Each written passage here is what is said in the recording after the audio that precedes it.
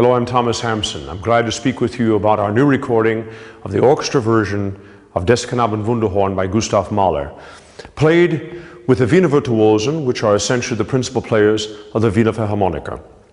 You know, Mahler spoke very often about these songs, specifically about, with the orchestra, finding a chamber sound, a Kammer tone, if you will. And I don't think what he was really looking for was necessarily just a smaller orchestra or like a chamber orchestra we think of today. I think he was really speaking very specifically about the dialogue of particular instruments in conversation with, or dialogue with, the words or the voice or the narration. This is a very exciting project. You know, in all of the Mahler recordings I've made, I've never actually done this version of the Knaben Wunderhorn songs.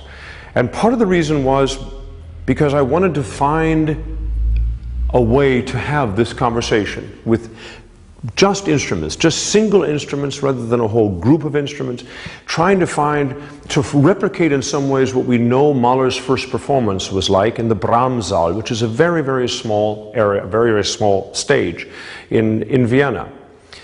Mahler had correspondence with Richard Strauss, for instance, in which he said, please do not play my orchestra songs with your orchestra songs, because the meanings and the metaphors of my poems will be lost in your huge orchestration.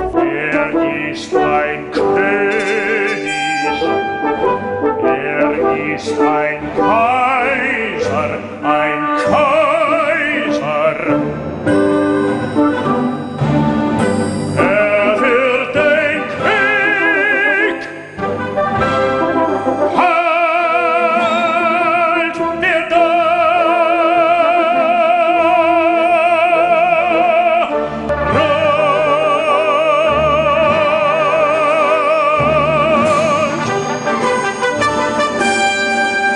So I think it's very clear to see that what Mahler was trying to find was a world of sound that somehow